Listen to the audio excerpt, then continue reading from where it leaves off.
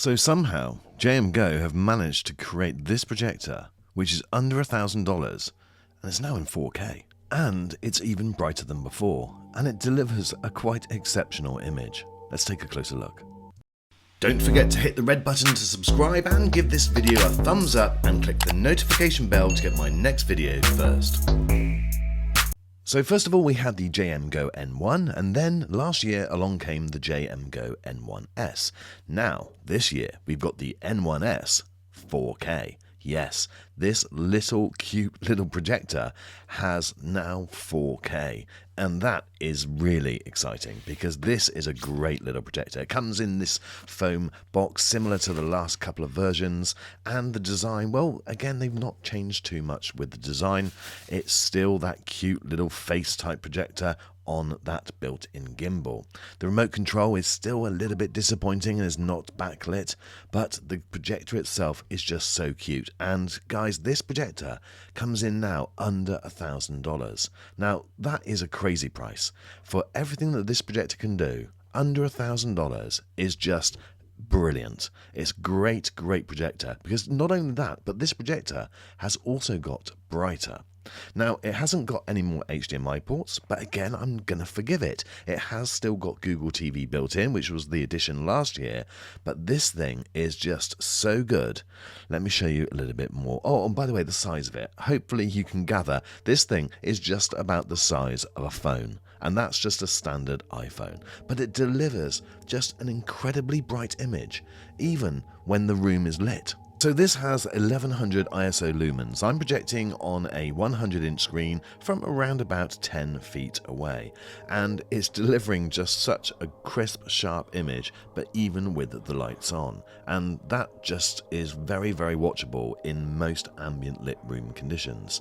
And I'll show you it's in a really bright room in just a second, but when it does get even darker, well, then again, I've still got lights on in the room, but the picture is popping off of the screen. Now, it's in the day, I'm going to open the blinds and you can see that you do lose a lot of the image when the blinds are open, but actually, it is still watchable. So it's not brilliant, but it's definitely watchable. But how about when we go to a really dark room? Well, this is it in a really dark room. And as you can see, it almost looks like a screen. It looks like there's some backlighting there rather than it being a projector. It is stunning for having 1100 ISO lumens, but I think that's to do with the Malk triple laser lens on this. It is exceptional. Now, the other thing that this is doing really well is bringing together the contrast, which is 1600:1, and also the color accuracy at 110% of the BT 2020 color gamut. Now, I'm going to show you some footage that I took, the live recorded footage straight from the camera, and I'm going to compare that to against what's projected on a screen. And I think you're going to be surprised at how close it is. Okay, so normally when I do this, there is some big changes, some big differences, and I have to make all types of adjustments in the projector, but this is straight out of the box. I've not had to change anything, and it's this close to the actual footage that I took. So I don't think it's too bad. I think maybe I just need to just dial up a couple of greens a little bit, but I do have to say, without having to do too much messing about, it is pretty good. And the brightness, again, is really great. You know, you can see in this room, I've still got lamps on, it's still being recorded during the day, so I'm getting some light coming through from the window, and this thing is literally popping off of the screen. It does a really good job. Now, I wanted to film some darker footage as well, project some darker footage so you can see that, and again, I've got a couple of shots coming up where you can see how well it is handling the darker scenes. And again, I think that it's, for the price and the size of this projector, and compared to some others that are around that don't do anywhere near as good a job, this is pretty good. Now, I am going to be doing a comparison video between this projector and also another very small, very cute projector, the LG Cinebeam Q, and we'll see which one comes out on top. But when you're considering buying a small projector, then portability obviously is a factor. Having the gimbal built in is definitely an advantage, and also having Google TV. This has Google TV installed and Netflix working right out of the box, and all of the other main apps that you would use. So therefore, you don't have to think about plugging something else in, which is a good thing because there is only one HDMI port, as I mentioned earlier.